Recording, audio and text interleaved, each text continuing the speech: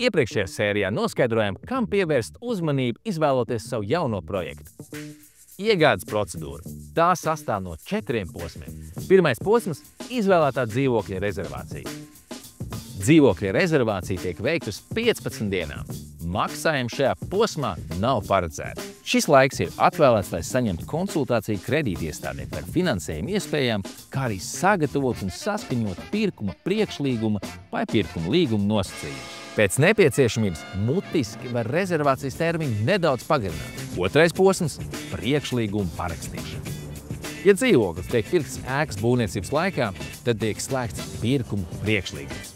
Saskaņā ar to ir jāveic drošības naudas iemaksa 10% apmērā no darījuma summas. Trešais posms ir pirkuma līguma slēgšana. Pirkuma līgums tiek slēgts pēc ēkas nodošanas eksploatācijā un sadalīšanas dzīvokļu īpašumos. Pēc pirkuma līguma parakstīšanas ir jāveic atlikušais maksājums tie 90%, ja iepriekš tika noslēgts priekšlīgums. Savukārt, ja īpašums tiek izvēlēts pēc ēkas nodošanas eksploatācijā un netika izveidots priekšlīgums, tad ir jāveic apmaksa pilnā apmērā, proti 100%. Ceturtais posms – dzīvokļa nodošana.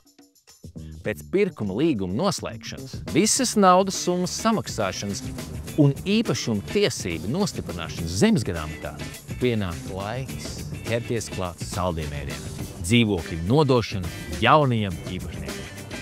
Nākamajā sērijā noskaidrosim, kā notiek dzīvokļu pieņemšana.